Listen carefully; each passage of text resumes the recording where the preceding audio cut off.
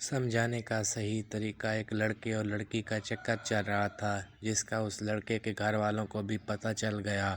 گھر والوں نے اسے سمجھایا کہ اس کام سے باز آ جاؤ، کل کلاں اگر لڑکی کے گھر والوں کو پتہ چل گیا تو تمہارے ساتھ ہمارے لیے بھی مشکلات پیدا ہو جائیں گی۔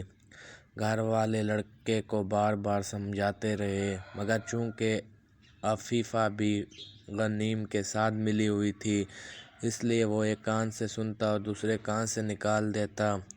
عشق کا بھوت سوار تھا۔ قصہ مختصر، لڑکی کے گھر والوں کو بھی پتہ چل گیا اور ایک دن انہوں نے لڑکے کو پکڑ کر خوب درگت بنائی، سرف ایکسل سے صفائی کی، ٹانگیں بازو توڑ دیے اور اس کے گھر والوں کو پیغام بھیجا کہ اپنے لاڈلے کو اٹھا کر لے جاؤ۔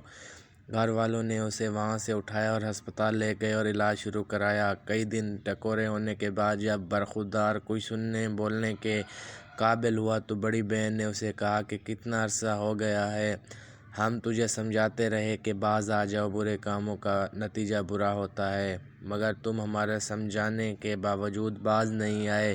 بہن کی اور سب گھر والوں کی ساری باتیں سن کر لڑکے نے ایک تاریخی جواب دیا، تساں اج تئیں مینوں اونج سمجھایا ہی نہیں جویں مینوں انہاں نے سمجھائے۔